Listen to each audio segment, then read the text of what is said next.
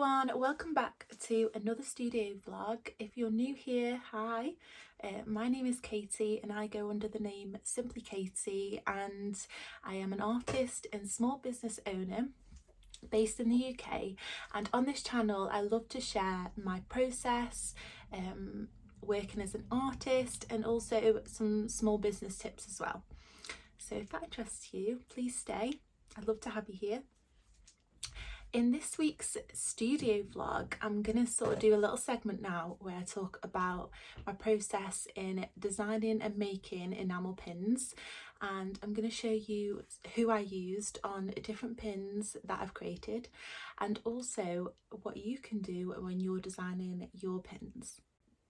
So I'm going to first start by talking about the pins that I've created and who I used to create these different pins, because I've tested out a few different companies and manufacturers that create pins, so I'm just going to share them now with you guys. Obviously this is all just my own opinion on the company and what the service was like, and obviously I'll leave it up to you to sort of make up your own mind on who you would choose and stuff.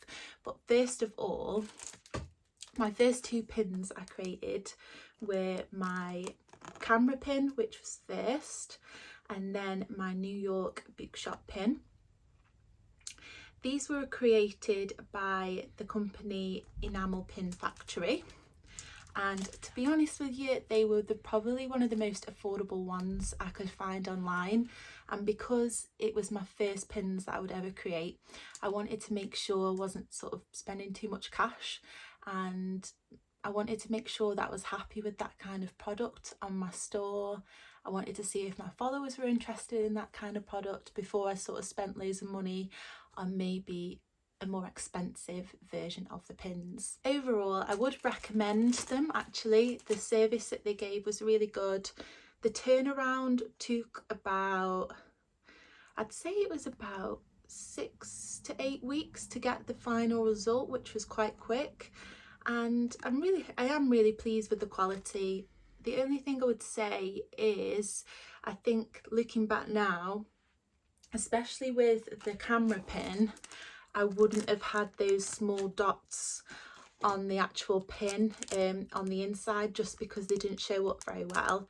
And what I've actually found through the other two companies that I've used is they sort of give advice and stuff on what would work best for your design, whereas I would say the Enamel Pin Factory, they just literally produce the pins that you send over and the designs that you send over. So just be wary of that when you're creating them.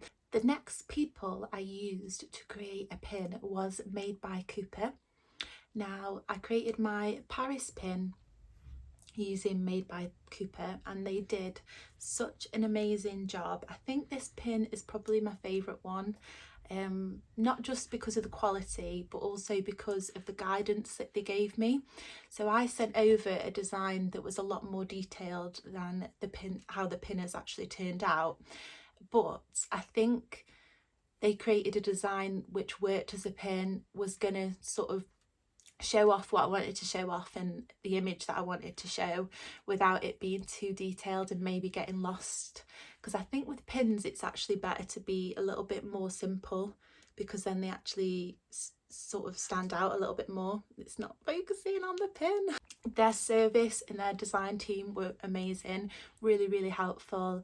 The turnaround was really good. It literally took about 6 to 8 weeks again for the pin to arrive, which I think is kind of average for these manufacturers. And then also I would say is the overall quality. I think you can tell a little bit of a difference compared to the Enamel Pin Factory. These are more expensive, but I think you can really feel the difference. It's not really anything my customers have ever picked up on. I've always had really good feedback for all of my pins, so it's not necessarily based on that. I'd say it was more just the general feeling. You can tell this feels just generally a bit nicer. So I probably would recommend Made by Cooper if you're looking for maybe some pins that are maybe of high quality, and also that you need a bit of guidance as well on pin design and making sure your illustration looks great as a different product. By the way, I'll link all of the manufacturers and websites down below. And the final people that I went with was a company called Asplen. I don't know if I'm pronouncing it right. These were actually the quickest ones. I think the pins arrived literally in 6 weeks, which was really impressive. I think they might be based in England. I'm not 100% sure, but I think that might be why they arrived so quickly. But I got my New York pin and taxi pin both done by them, and I'm really happy with the quality.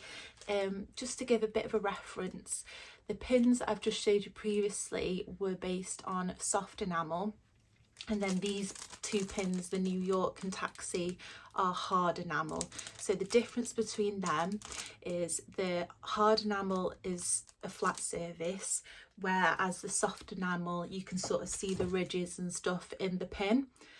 Both work really well. It just kind of depends on the design, what kind of look you're going for, and so if you want it to be all flush and flat, or if you want it to have some more texture. Also with Asplen, which I noticed, is you can have a smaller order quantity. So you can order, I think, literally 25, 30 pins, which kind of gives you a little bit more of an option to test things out with your customers and make sure it's actually something that they're interested in, instead of having a large quantity of something like 50 and then you kind of taking a long time to sort of sell those items.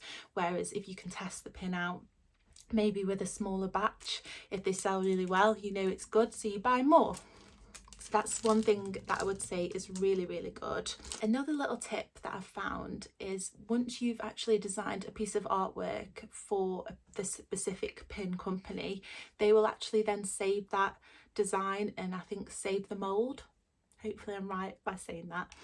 And what they'll do is, if you want to order more, they won't charge you again for the design fee and the setup fee, and all you'll have to pay for is sort of like the pins themselves. So that's always something to keep in mind. If you're thinking about ordering a smaller quantity, you can always go back and order more afterwards, which is great.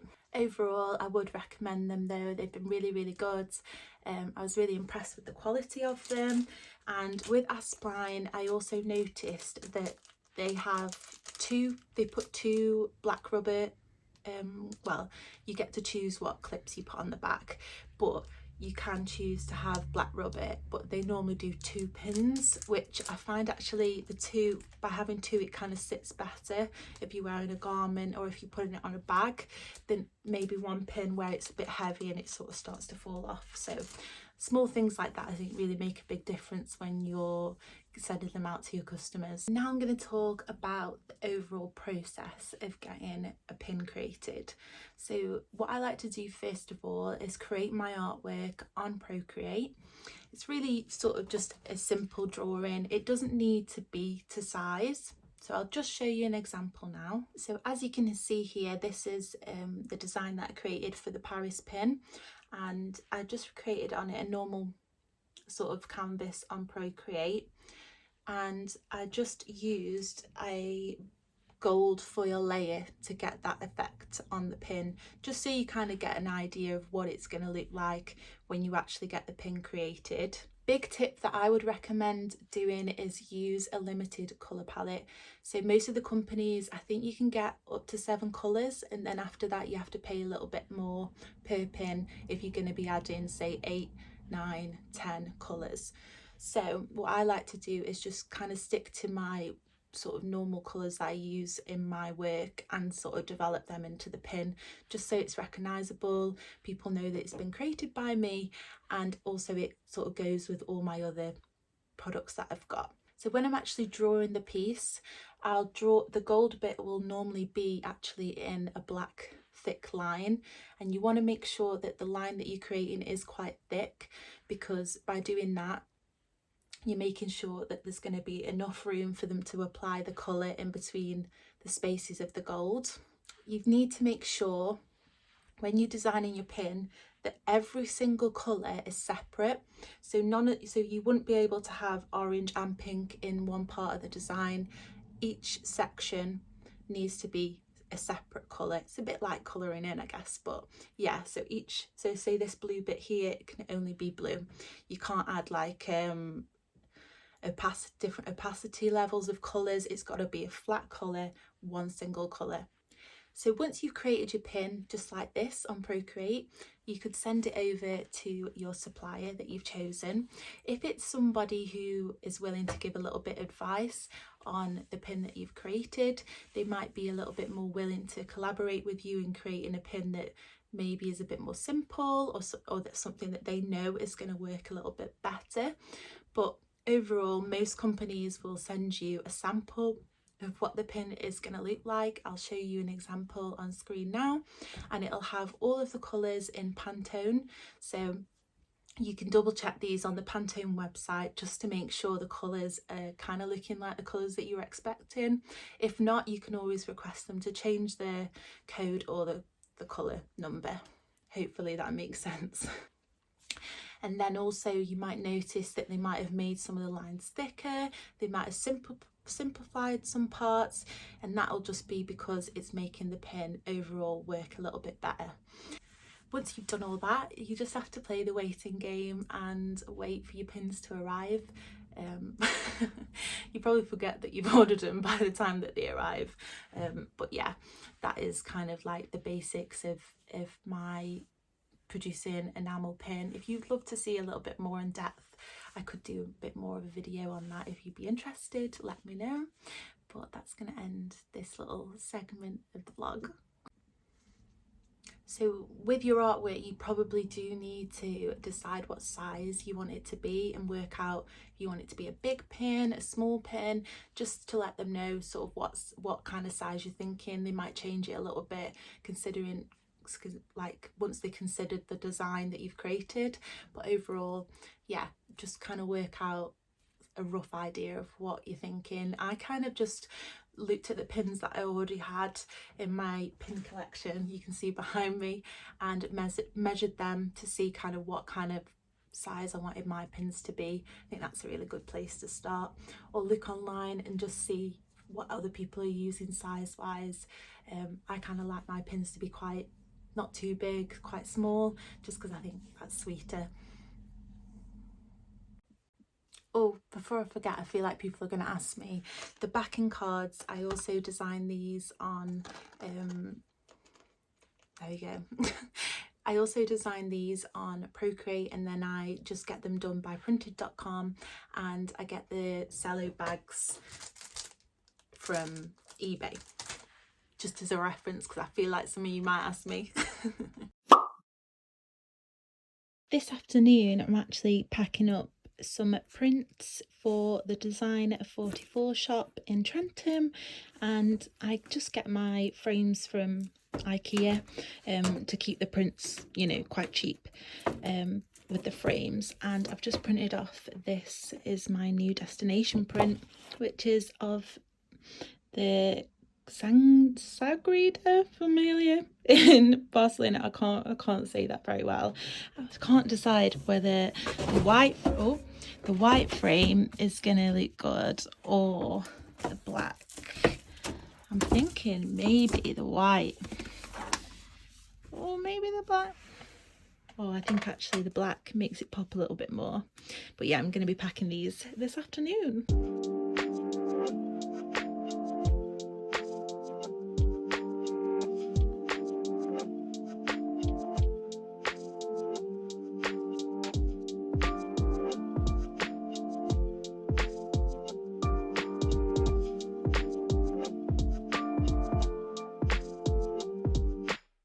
We are done. So I've done a few little prints which I actually just had left over from the craft fair that I did, and then I've packed up the frames, and I'm really happy with how they're looking. I especially love this one. I think it looks so great in a black frame with the mount, so I'll probably drop those off tomorrow. Good morning, it's Friday today, and we all know, we all love Friday the best out of every day of the week. But today I wanted to take you along with me creating my next destination print. So it's actually going to be Chinese New Year on Tuesday next week. So what I want to do is have a destination print I can post on the Tuesday, because I kind of like mixing celebrations in the actual city themselves with the print. So what I want to do is a sort of maybe landscape of Hong Kong harbour with loads of fireworks setting up, like blowing up behind the buildings, because I just think that would look so cool. And I just kind of like I said, like mixing occasions that actually happen in a city with the actual city themselves, because I kind of think that gives the actual piece of art a little bit more life and a little bit more sort of, yeah, like fun and stuff. So I'm going to take you with me on how I like to actually create an idea for my art prints, because I've actually developed like a new way of working during the past couple of months when it comes to creating for illustrations. I'm trying to get my words out and I'm really struggling.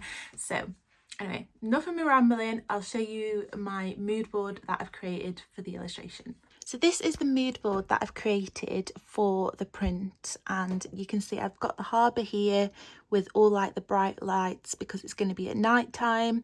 This is a part of an illustration that I did for bonfire night. I want to kind of use like the same style of fireworks. I've created a little bit of a colour palette. Oh, by the way, I don't have a clue what's going on with my Photoshop, but it's like doing all this weird stuff. Don't know how to make it stop. Anyway, and then maybe a boat. I just don't know if that's looking a bit too much spirited away for my liking. I want it to look quite classy. That's Pippa barking, sorry. But yeah, so that's kind of what I like to create, just to get all my ideas on paper. And then what I like to do a little bit of a sketch. So here's a sketch that I've created on Procreate, and now it's time for me to start sort of adding loads of details and colouring in.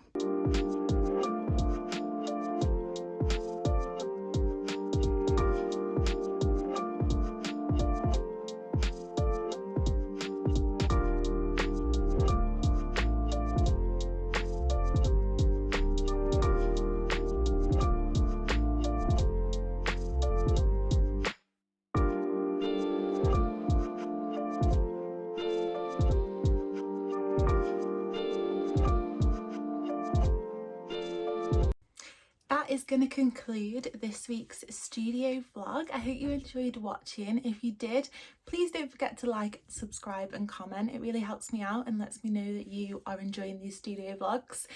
But I'm going to wrap it up here, and I hope you all have a fantastic week. Bye.